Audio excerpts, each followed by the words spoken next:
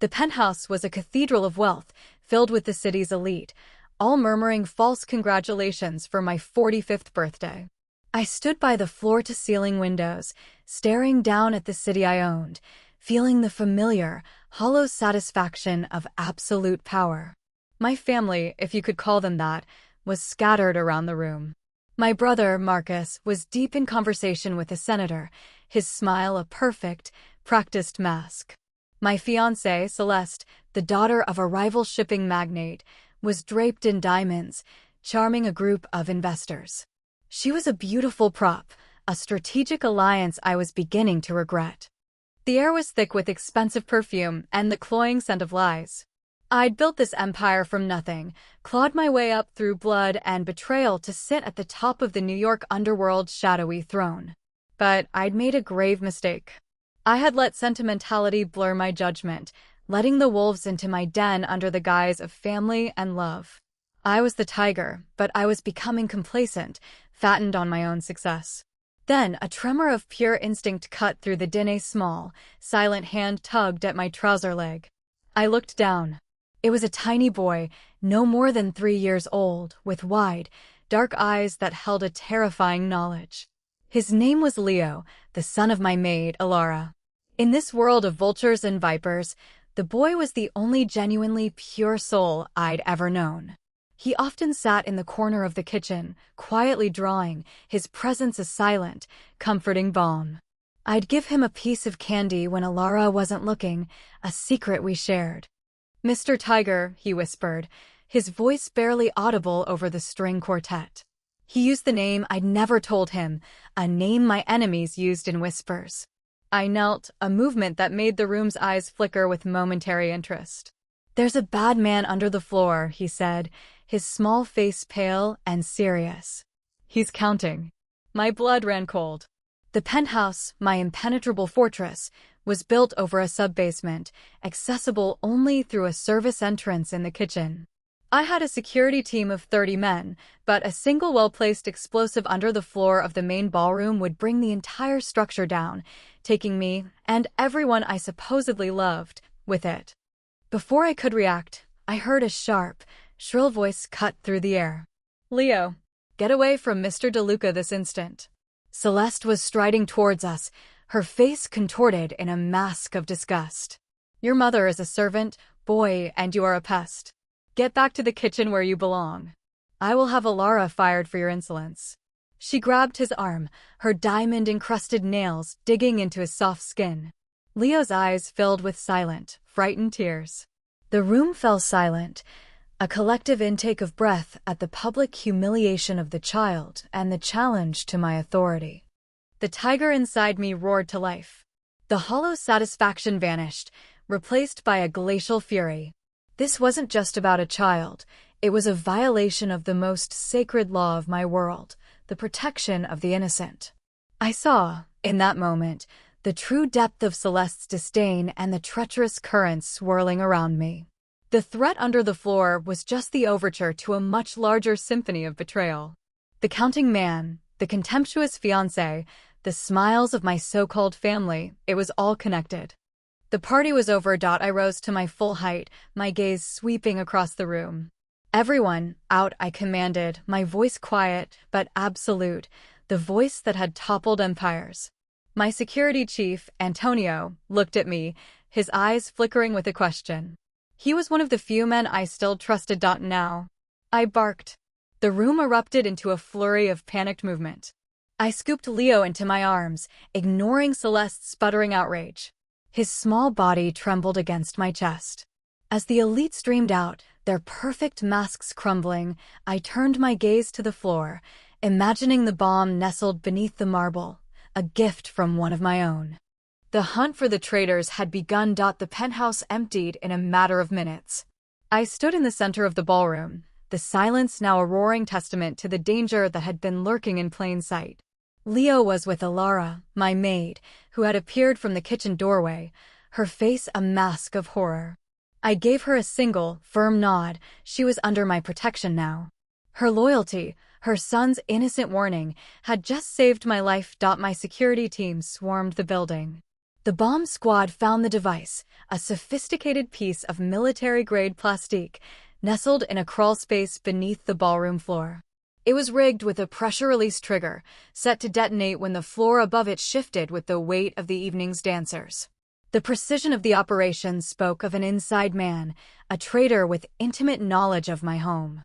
Marcus, my brother, had the audacity to look concerned when he returned, demanding an explanation. Celeste was right behind him, her shrill voice berating me for embarrassing her in front of the most important people in New York. I watched them, their every gesture and word now filtered through a lens of icy suspicion. The warning from a child had cracked the world I knew, and I was determined to shatter the illusion completely. That night, I retreated to my private study, a room lined with the trophies of my life, the heads of my enemies, literally and figuratively. Antonio, my security chief, stood before me, a sheaf of papers in his hand. He looked haunted, a man who had just realized his entire operation was compromised. The detonator's signal was encrypted, sir, he reported, his voice tight. But the tracer code it bounces through a series of dummy terminals, but it always originates from one of 4 sectors: the accounts division run by your brother, the personal office of your fiancé, the security wing of your late father's estate, and the employee database, which has a backdoor key only the head of household has. He hesitated. That key, sir, was yours. The realization hit me like a physical blow. My brother, who I had made a vice president to keep him close and controlled.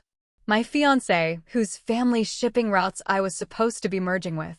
And my own late father's legacy, which my cousin had been managing since his death. I was surrounded. The plot was not a singular act of revenge, it was a coup. They wanted my empire, my life, and they were using my own sense of security against me. The true terror, however, was the ancillary data Antonio had uncovered.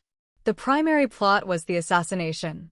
The secondary objective was the complete dissolution of my assets and the elimination of all my loyal followers. Alara, my maid, was on a list. Not as a target, but as leverage. A note pinned to the file, written in a code I recognized from my own syndicate's messengers, read, "Housekeeper's loyalty to DeLuca is absolute. Using the child as a pressure point is the only way to break him." They had known about Leo's quiet presence. They had seen me give him candy, had noticed the softness in my eyes when he was near.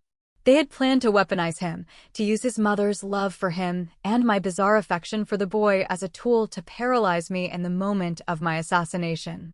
The contempt Celeste had shown him wasn't just petty cruelty, it was a deliberate act of emotional terrorism, a test to see if I would flinch. I didn't flinch. The tiger had finally woken up. I looked at Antonio, a man who had sworn an oath to me and whose family I had protected. "We are going to write a new list," I said, my voice deathly quiet. "A list of everyone in this city who is not loyal. Starting with my brother and my fiancé. We will find every conspirator, every messenger, every triggerman. We will not kill them. That is too easy."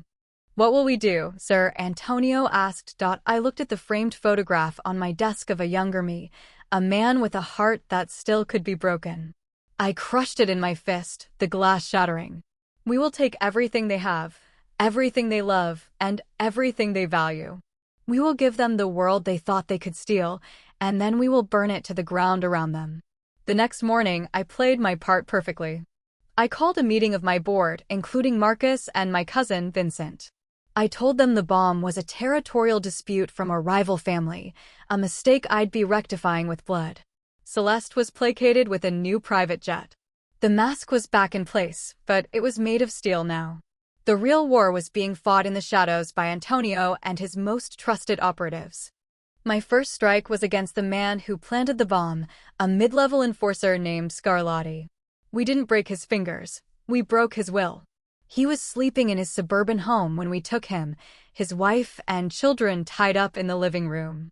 I walked into his kitchen, Leo's drawing of a tiger in my pocket. I didn't say a word. I just pulled it out and slid it across the table to him.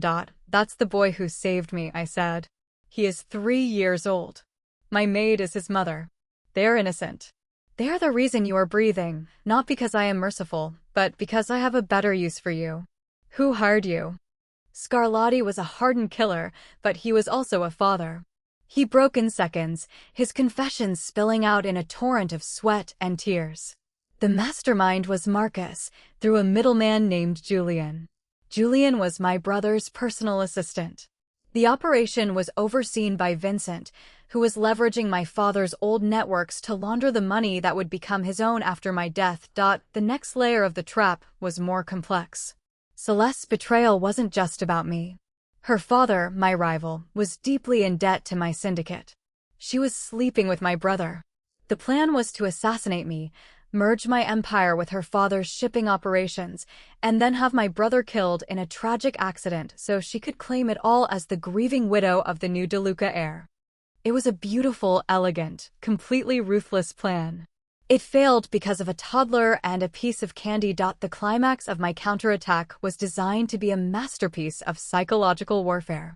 A week after the party, I invited my inner circle, Marcus, Vincent, Celeste, and all the senior lieutenants, to a private dinner at a country estate I owned in the Hamptons.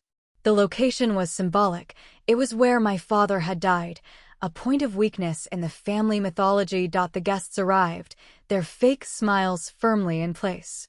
As we sat down to a 10-course meal, the dining room was plunged into darkness. A single spotlight shone on the massive oak table. I waited in the shadows. I am curious about loyalty, my voice echoed through the darkness. What does it look like? Is it a picture of your children? Scarlatti. The spotlight shifted to reveal a video feed of Scarlatti, now in a secure location, giving his full confession to a camera, his words drenched in tears. The color drained from Marcus's face. Is it in a signed document, Julian? The spotlight flickered to a screen showing a forged signature, the incriminating emails between my brother and his assistant. Or, I said, stepping into the light, my eyes fixed on my fiancé. Is it in a lover's whisper? The screen showed a grainy video of Celeste and my brother in a private suite, their conversation laid bare for all the dinner guests to see. The betrayal was absolute. The masks had disintegrated. The room was in chaos. Marcus lunged for his phone, but it was dead. Vincent's face was a mask of pure terror. Celeste was screaming, her elegance forgotten.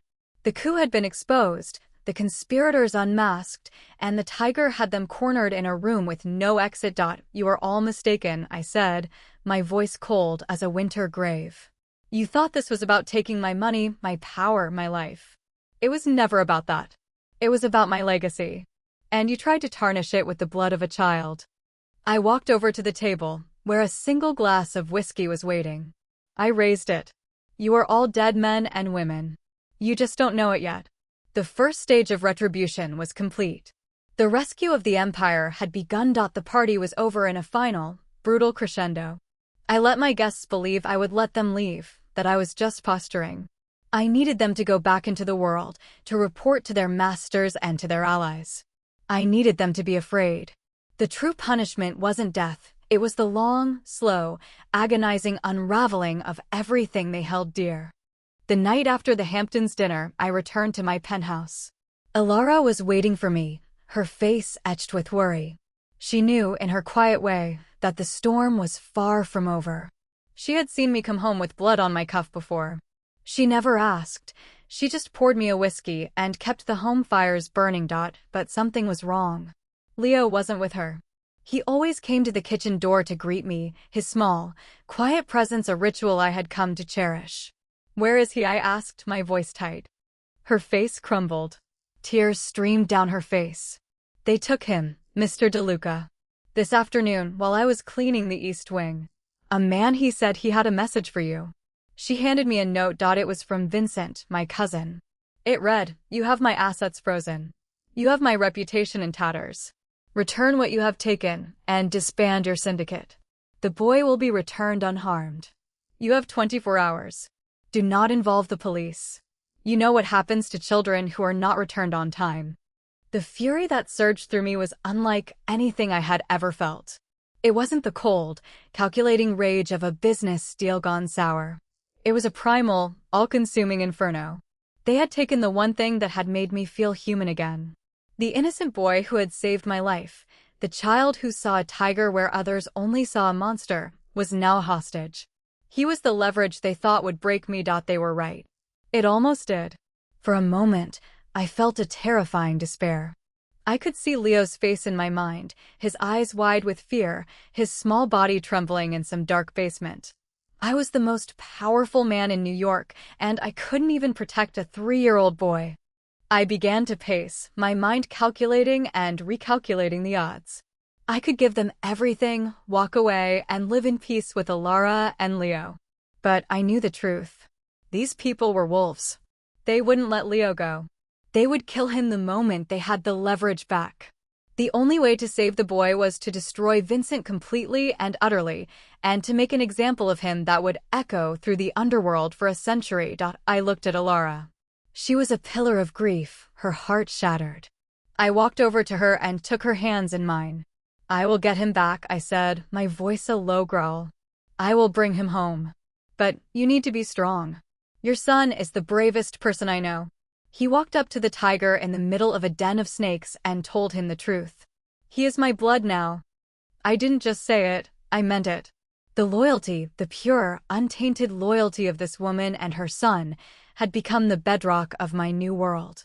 The betrayal of my family and my fiancé had been a blessing in disguise. It had shown me who I could truly trust. The countdown began. I activated every asset I had. I called in favors from ghosts, from men who owed me their lives, and from enemies who feared me more than they loved power. I unleashed Antonio, a man who was now driven by a singular, personal mission, to find the child of the woman who had made his boss human. The hunt for Leo was a bloodbath. We didn't just find the location, we dismantled Vincent's entire operation. One by one, his safe houses fell. His money was traced and frozen. His men were captured, interrogated, and broken. By the time the 24-hour deadline was up, Vincent was no longer a power player. He was a man on the run, with a terrified 3-year-old as his only bargaining chip. He was a desperate, cornered rat, and he was about to learn the true cost of hurting the innocent. Vincent's desperation turned him into a liability. He knew he had lost. He was just too proud to surrender. He called me directly, his voice a trembling parody of my father's arrogance. "You're a fool, cousin," he spat. "You've lost everything. Your money, your empire, your fiancé. And you're about to lose the boy." "And you're dead," I replied, my voice deathly calm. "You just don't know the date yet." He gave me the location, an abandoned warehouse on the docks, a place steeped in the history of my family's darker dealings. It was the place my father had first established his foothold in the city, a monument to his cruelty. It was a poetic choice, and Vincent knew it. I went alone. I left my security team at the perimeter, ordering them not to engage unless I gave the signal. I walked into the echoing, cavernous building, the smell of salt, rust, and despair filling my lungs. It was a temple to the old ways, a monument to the world I had tried to leave behind. Vincent was in the center of the floor, standing behind a rickety wooden chair. Leo was tied to the chair, a strip of duct tape over his mouth. His eyes were red, his face stained with tears, but he wasn't crying anymore. He was watching me with those same wide, knowing eyes, as if he had expected me to come. A wave of pure protective fury washed over me, but I pushed it down. "I had to be a machine.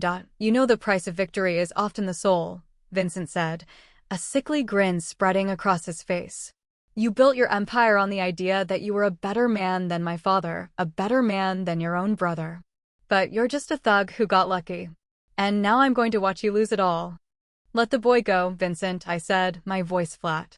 "You and I can settle this like men. You have my word." He laughed. "Your word from the man who destroyed my company, my name, my life. Your word is worthless." He pulled a knife from his belt and walked over to Leo. He held the blade against the child's cheek. "You know, I didn't think you'd come. I thought you'd let the boy burn, let him be a casualty in your war. I was wrong. You're even more pathetic than I thought." The boy, Leo, looked at the knife, then looked at me. His small body trembled, but he didn't scream. He trusted me. He believed the tiger would save him. The pressure in my chest was immense, but I kept my eyes locked on Vincent, my mind racing through a dozen different scenarios. I had a hidden blade on my ankle, a lockpick in my sleeve, and a bulletproof vest beneath my suit. I had the training of 100 street fights. but I was 50 feet away. Too far for a lunge, and any sudden movement would trigger his instincts and the knife. "I'm going to give you a choice, cousin," Vincent continued, his voice dripping with smug confidence. "You can kneel and I'll let the boy go. Or you can watch him bleed." What's it going to be? The tiger, on his knees, I knew what he was doing. He wanted to see me broken, to humiliate me in front of my father's ghost. He wanted to record it, to send it to the families I had crushed. He wanted to destroy my legend, my aura of invincibility. And in that moment, I understood that the only way to save Leo was to pretend to be broken. So I kneeled. I dropped to my knees in the dirt and grime of the warehouse, the symbolic weight of my entire life pressing down on me. I lowered my head. "Please," I said, forcing the word out through gritted teeth. "I'll give you everything. Just let him go. He's just a child. He doesn't know anything." Vincent laughed, a cruel, triumphant sound. He walked away from Leo, approaching me with the knife held out. He was savoring his victory.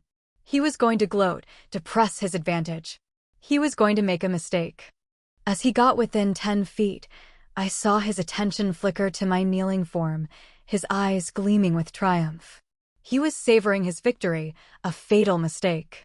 In that split second of his distracted triumph, I made my move. I moved. Not with a desperate lunge, but with the fluid, practiced grace of a man who had survived 1,000 street fights.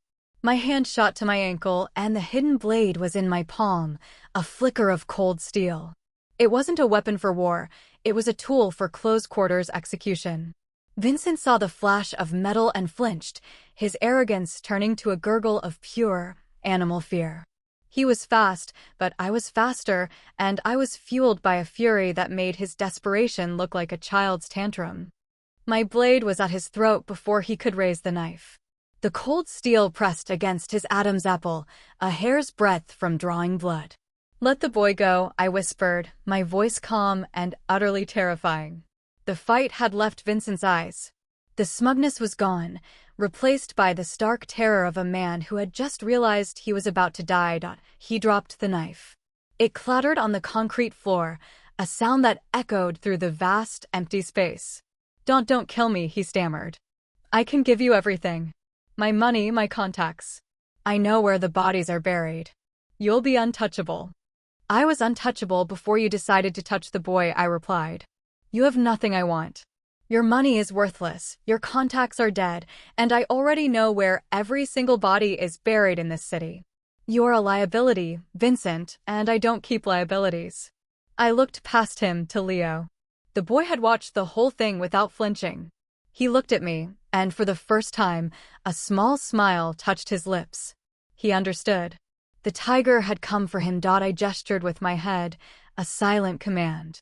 In the shadows of the warehouse, figures began to emerge. Antonio and a team of my most trusted men filtered in, silent as ghosts. They had been waiting. They had heard every word. They had seen me kneel. The respect in their eyes was a tangible thing, a silent acknowledgement that I had passed a test of leadership they hadn't known existed. Without a word, Antonio took the knife from Vincent's hand and yanked him away. He was my cousin, my blood. But in the world of the tiger, blood meant nothing when it was poisoned with betrayal. He would be dealt with later, in a way that would send a message. I rushed to Leo, my hands trembling as I sliced the ropes binding him to the chair. I tore the duct tape from his mouth. He didn't cry. He just looked at me, his small body trembling. "Mr. Tiger," he said, his voice a small, broken whisper. "You came." I scooped him into my arms, holding him close to my chest. The feeling of his small, warm body against mine was more powerful than any triumph I had ever felt. He smelled of stale fear and the faint, sweet scent of the candy I had given him in the kitchen. "I will always come for you, little one," I said, my voice thick with emotion. I carried him out of the warehouse, a king leaving his domain. As I walked, I gave Antonio a single, cold instruction. "Make it look like an accident." Vincent was last seen drinking with a rival family. He fell into the river. It was a lie, of course, but a necessary one. The world didn't need to know the tiger had been brought to his knees. I brought Leo back to his mother, who was waiting in the penthouse, her face a mask of anxiety. She burst into tears when she saw him, and I felt a part of the ice around my heart melt. For the first time in years, I felt truly victorious. Not because I had crushed my enemies, but because I had saved an innocent soul. The coup was over. The conspirators were dead or broken. But this was just the beginning. The true war, the war for my soul, was just starting. The following weeks were a strange, quiet interlude.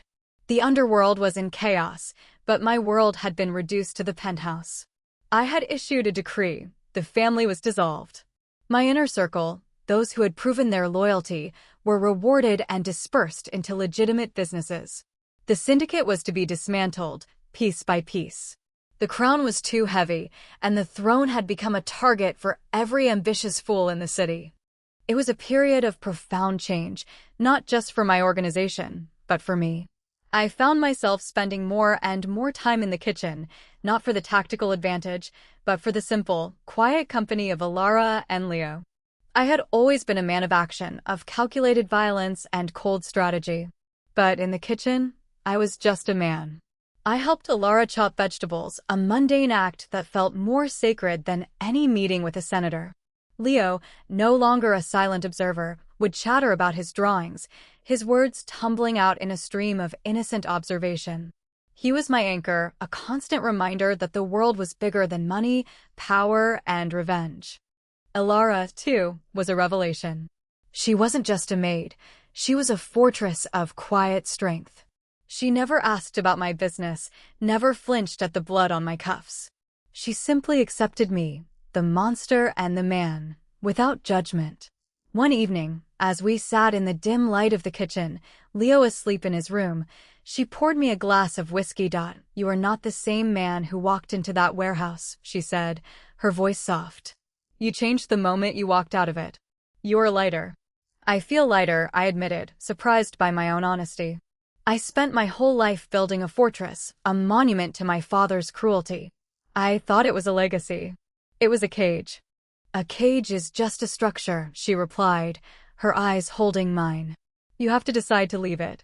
"You did. Not just for yourself, but for my son. It's the bravest thing a man can do." Her words struck a chord deep within me. She was right. I had been a prisoner of my own past. My father, a man who had ruled with an iron fist, was a ghost I had been trying to live up to, a figure of cold terror I had internalized. It was only now, through the eyes of a child, that I saw the truth. I could be the tiger, but I could also choose not to be. But my peace was short-lived. A new threat was brewing, one I hadn't anticipated. While the family was in disarray, a new player had emerged from the wreckage, a ghost from my past named Dmitry Volkov, a man I had personally destroyed a decade ago. He had survived, rebuilt his power in the shadows, and was now leading a coalition of the remnants of my enemies. He was a specter of the sins I thought I had buried. It began with a message, a simple, old-fashioned calling card left on my desk, a bloody feather, the calling card of Volkov's faction. He knew about the boy. He knew about Alara. He had put a new target on their backs, a way to draw me back into the world I had sworn to leave behind. The quiet was over. The war was coming to my doorstep. I stared at that feather for a long time, the weight of my past pressing down on me once more. I had tried to walk away, to build something new from the ashes of my old life. But the ghosts of my sins had followed me, and they were hungry. The only question was whether I still had the stomach for the fight. The bloody feather sat on my desk for 3 days before I made a move. It was a taunt, a declaration of war from a man I had believed was dead. I recognized the message. Dmitry Volkov was alive, and he was coming for me. The worst part. He knew about Leo. He knew about Alara. The one thing I had tried to protect, the one sanctuary I had built, was now the target of a ghost. I called Antonio. I need a deep dive on Volkov. Who's still loyal to him? What does he want now? Antonio came back with the intel. It was worse than I feared. Volkov wasn't just after revenge. He was after the remnants of my empire. He was building a new coalition, a united front of the families I had crushed. And his leverage was the very thing that had made me human. The boy. The loyalty I had discovered in Alara and Leo was now a weapon aimed directly at my heart. I knew I couldn't face Volkov as the tiger I used to be. That man was ruthless, but he was predictable. Volkov knew every move of the old tiger. He was a ghost, a master of psychological warfare. He would use Alara and Leo to draw me out, to make me act recklessly. I needed to change the game. I called a meeting with Alara. I told her the truth about my past, about Volkov, about the danger we all faced. She listened in silence, her face pale but resolute. "I understand, Mr. DeLuca," she said. "My son and I will go into hiding. We'll be safe." "No," I said, shaking my head. "Hiding is not an option. He will find you. He has resources I don't know about. The only way to keep you safe is to fight. But this time, we fight differently." I explained my plan. I wasn't going to destroy Volkov with violence. I was going to destroy him with truth. I was going to expose his past, his crimes, and his methods to the entire underworld. I would make him a pariah, a man so toxic that no one would dare work with him. It was a long shot, but it was the only way to keep my family safe. The next few weeks were a whirlwind of activity. Antonio gathered evidence, a mountain of it. Volkov's crimes, his murders, his betrayals. I leaked it to every information broker, every journalist, and every rival family. The underworld was abuzz with the scandal. Volkov's coalition began to fray. His allies, terrified of being associated with him, pulled away. He was becoming a liability. The final confrontation came in a meeting I called at an old theater I owned. The building was a relic of my father's era, a place of empty opulence. I invited Volkov, his loyal lieutenants, and all the remaining heads of the families. It was a stage, and I was about to perform the greatest act of my life. Volkov arrived, his face a mask of cold fury. He knew he had been outmaneuvered. He took his seat in the front row, flanked by his remaining goons. The theater was silent, the air thick with tension. I stood on the stage, alone, bathed in a single spotlight. "You came," I said, my voice echoing through the cavernous space. "I came to watch you fall," Volkov snarled. "This isn't over, DeLuca. I will have my revenge." "No," I said, my voice calm. "You won't. Because you have no one left. Your allies are gone. Your reputation is dust. And you have nothing to offer anyone." I pressed a button on a remote control. The massive screen behind me flickered to life, showing a live feed of Volkov's own men, now in my custody, confessing to his crimes. The room erupted in murmurs. Volkov's face went pale. The mask of arrogance shattered. "You thought you could use the innocent to destroy me," I continued, my voice rising. "You thought you could use the love I have for a child as a weapon. You were wrong. You are nothing but a ghost, Volkov. A pathetic, fading memory of a man who lost everything. And now you will lose the only thing you have left, your name." I gave a signal. The feed cut to a black screen, then flashed a single image, a document, a treaty, signed by all the surviving family heads, declaring Dmitry Volkov an enemy of the syndicate, a man to be shunned, hunted, and erased from history. The theater erupted in chaos. Volkov lunged for me, but Antonio's men were already there, intercepting him. He was dragged away, screaming and cursing. The meeting was over. The war was over. I walked off the stage, not as the tiger, but as a man who had finally found the strength to break his own cage. The months that followed were a period of healing. Volkov was a ghost again, a fugitive, stripped of his power and his name.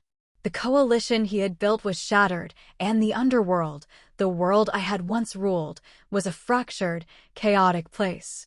It was a world I was no longer a part of. I had burned my bridges, not with fire, but with the truth. Alara and Leo were safe. I had moved them into a private wing of the penthouse, a space of their own, filled with light and the sounds of a child's laughter. I had arranged for their protection a small, dedicated team that was loyal to me, not to the syndicate.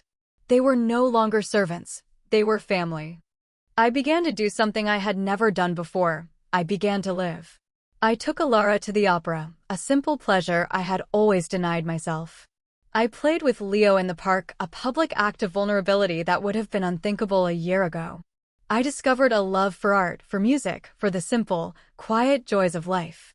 The tiger was gone, replaced by a man who had learned to appreciate the warmth of the sun. One evening, I sat in the kitchen with Alara, watching the sunset paint the sky in shades of orange and gold. Leo was drawing at the table, his tongue poking out in concentration. The scene was so peaceful, so normal, that it felt surreal. "Are you happy?" Alara asked, her voice soft. She had been watching me, her eyes filled with a quiet curiosity. "I am," I admitted, surprised by the truth of the statement. "I never knew I could be. I spent my whole life trying to be the man my father wanted me to be. I thought happiness was a weakness. But you and Leo showed me a different way. You showed yourself," she said. "You had the strength to change. That's what makes you a true leader, not the power you hold, but the courage you have to let it go." Her words were a balm to my soul. I reached across the table and took her hand. "I want to build something new, Alara," I said. "A legacy, but not one of fear. One of loyalty, of protection. I want to create a foundation, a way to help people who are trapped in the same world I was. I want to make sure no one else has to build a fortress just to survive." She squeezed my hand, her eyes shining. "That is a legacy worth building, Mr. DeLuca." "Please," I said, a smile touching my lips. "Call me Matteo." It was the first time I had used my real name in years. I had been the tiger, the boss, Mr. DeLuca. But I was finally becoming Matteo. The foundation took shape slowly. I poured my remaining legitimate wealth into it, a symbolic act of atonement for the sins of my past. It was a place for the children of the fallen, for the widows of the wars I had fought, for the innocent who had been caught in the crossfire of a world they never chose. It was my way of giving back, of trying to balance the scales. Leo became the face of the foundation, his small, bright smile adorning the brochures and the website. He didn't understand the weight of it, of course. To him, it was just a game, a way to help other children like him. But to me, it was everything. It was the proof that I had changed, that I was capable of something other than destruction. I stopped looking over my shoulder. I stopped sleeping with a gun under my pillow. The nightmares faded, replaced by dreams of a future I had never dared to imagine. I was still a man with a past that was written in blood and betrayal. But I was no longer a prisoner of it. I had chosen a different path, and I was walking it, one step at a time. And then, one day, I realized I was in love with Alara. It wasn't a sudden, dramatic revelation. It was a slow, quiet dawning, like the sun rising over the city. I had been so focused on the danger, on the revenge, on the survival, that I hadn't noticed what was growing in the quiet spaces between. Her strength, her grace, her unwavering loyalty, it had become the bedrock of my new life. I didn't say anything. Not yet. There was still work to be done, still shadows to chase away. But I knew in that moment that the legacy I was building wasn't just about the foundation. It was about her. It was about Leo. It was about the family I had found in the most unlikely of places. And for the first time in my life, I was truly at peace. The foundation was my first legitimate project, a name I could be proud of. It was a complex, bureaucratic endeavor, a labyrinth of lawyers and accountants. But I found a strange satisfaction in the slow, methodical work of building something that wasn't built on violence and fear. I poured my wealth into it, a symbolic act of atonement for the sins of my past. The hardest part was cutting ties with my old life. I dissolved the syndicate completely, transferring what remained of its legitimate holdings into the foundation's coffers. The underworld was furious, of course. They called me a traitor, a weakling, a fool who had thrown away an empire for a maid and her brat. Let them talk. Their words meant nothing to me now. I had something they would never understand, a reason to wake up in the morning that wasn't greed or revenge. I sold the penthouse. Too many ghosts, too many memories. I bought a modest house in the countryside, a place with a garden and a swing set and room for Leo to run. Alara came with me, of course. She was the heart of my new world, and I couldn't imagine a life without her. One evening, after Leo had gone to bed, I took her hand and led her to the garden. The stars were out, a canopy of light over the quiet fields. I had planned this moment for weeks, rehearsed the words 100 times. But when I looked at her face, illuminated by the soft glow of the moon, All my carefully crafted speeches vanished. "Alara," I said, my voice trembling for the first time in decades. "I have done terrible things in my life. I have hurt people, destroyed families, built an empire on the bones of my enemies. I thought that was all I was capable of. I thought I was a monster." She shook her head, her eyes glistening. "You are not a monster, Matteo. You are a man who was lost and found his way home." "I found my way home because of you," I said, kneeling before her. "Because of Leo. You showed me that there was something worth fighting for besides power. You showed me that I could be more than the tiger. You showed me how to be human." I reached into my pocket and pulled out a small velvet box. I had bought it months ago, hidden it away, waiting for the right moment. I opened it, revealing a simple gold band. "I know I don't deserve you," I said, my voice thick with emotion. "I know I have a past that will always haunt me. But I am asking you, with everything I have, to let me spend the rest of my life trying to be the man you see in me. Alara, will you marry me?" The tears that had been glistening in her eyes finally spilled over. She fell to her knees in front of me, her hands cupping my face. "I thought you would never ask," she whispered. "I have loved you since the day you took my son from that warehouse. I have loved you since the day I saw you kneel for him. Yes, Matteo. Yes, I will marry you."